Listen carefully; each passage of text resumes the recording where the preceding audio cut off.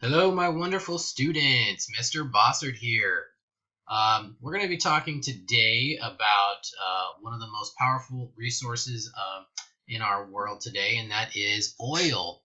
But we're not just going to be talking about oil. We live in a world that is controlled by oil, and almost all of our motor vehicles run on some sort of oil-based fuel, be it gas, gasoline, diesel, and some other various sort of oil-based fuels. Many countries around the world depend on the production and sale of oil to maintain their economy. And it's very important to watch sort of how their economies run because if they don't sell enough oil, if they don't produce enough oil, it has a major impact around the world. Unfortunately, oil is considered a non-renewable resource, meaning that when it's gone, it's gone. And we have to work very hard to find oil around the rest of the world. Let's see. Oil is considered a non-renewable resource, and scientists are working towards finding sources of energy that can be produced artificially, like wind and solar power, and among many others. Over the last year, the price of a barrel of oil has dropped almost 50%, from about $50 a barrel to $25 a barrel, and it's now back up around $50 a barrel again. Now, why is that important? Well, when the price of a barrel of oil goes down, the price of gasoline goes down, and when the price of a barrel of oil goes up, the price of gasoline goes up as well. A couple of years ago, oil was just about $100 a barrel, and those of you who are old enough to remember 2008, 2009, oil topped out at an all-time high of around $150 a barrel. And those of you who probably had parents complaining about having to pay, almost $5 a gallon for a barrel for a gallon of gas. You could have a little car, a little compact car, and you were spending $50-$60 to fill up your tank, whereas now you're spending $25 to $30 a tank, and when you're driving a lot, that adds up really, really quickly. So with the violent swings in oil, it's kind of important to ask this question: where's oil going to be in a year? Where's oil going to be in 10 years? Where's oil going to be in 100 years? These are questions that sort of have to be answered, and some of the leading scientists in the world are doing their very best among themselves, and economists and other sort of very professional people are trying to answer this very question. During this video, I will explain the direction of oil, its expected value, as well as what is being done to end our dependence on oil, because at some point we will no longer have oil, and we have to find a way to be able to depend on renewable sources of energy. The fact is that there will not be enough oil left to power our world, and it's imperative that we become educated and informed on what we can do to help. So let's move on.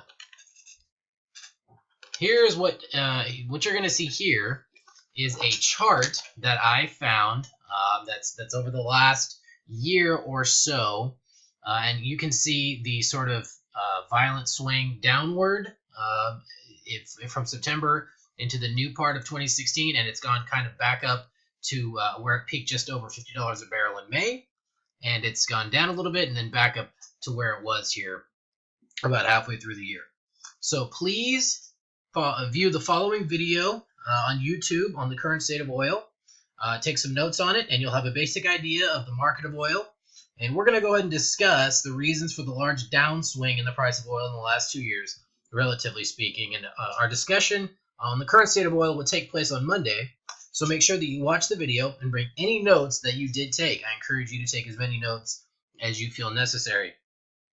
So along that line, make sure to write down at least one thing that you learned from the video to discuss in class. After our discussion, you will begin to work in groups, putting together a presentation of your own, arguing your position on what you believe the future of oil will be. You will need to conduct outside research, as well as use the resources on Edmodo on our website to determine a prediction on what the actual price of a barrel of oil will be in 10 years and in 50 years, as well as an argument for how dependent we will be on oil at those 2 points in the future. You will have one more portion to add to your presentation that will be introduced on Tuesday. I've placed more resources on Edmodo to help guide you in your effort to learn more about the future of oil. Please use these resources as well as your own research skills. Okay. Just to recap, sorry about that. Just to recap, after watching the video, write down a few notes that you found interesting or that you didn't know about the market for oil or about the state of oil in general. And make sure to take the first quiz that's titled Quiz 1 on Edmodo before meeting on Monday. Okay, and I've updated that, and you'll find the updated link on Edmodo.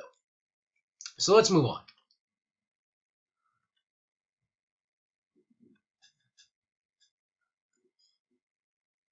So as we discussed before, it's widely believed that we are going to have to end our dependence on oil and other non-renewable resources in the next 100 years. As the population of our planet continues to grow and resources are being used per person, the stress of finding solutions to our long-term energy needs is intensifying by the day. Go ahead and watch that YouTube link that I posted just below that picture.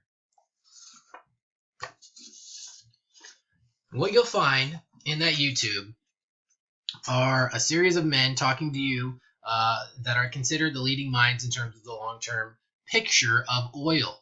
While they are hoping to find sustainable ways to use oil beyond the next quarter of a century, it's clear that other forms of energy are becoming the central theme of conversations regarding the future of powering our planet.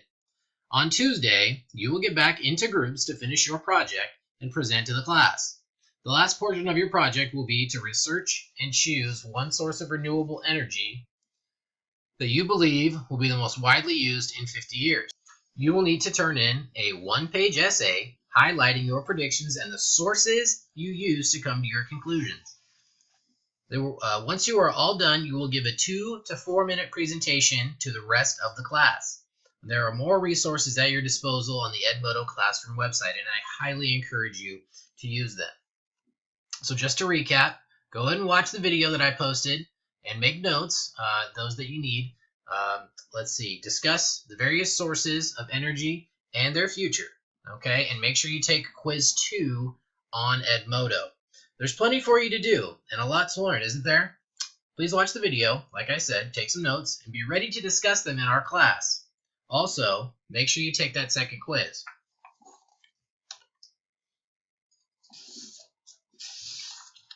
Students, keep energy in mind. Thank you for watching. I want you to consider this. What can you do to be a part of the energy solution? Check back on the Edmodo Classroom as you work on your project for more links, and feel free to send me anything that you think I should add for the entire class. And here is a list of some of the links that I found. You can definitely use those as you put together your project and your arguments. And I highly encourage that you read and watch each link. Let me go ahead and get rid of those.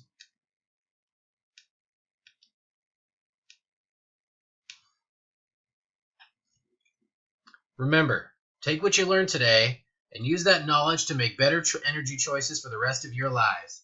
You have the power. This is Mr. Bossard signing off.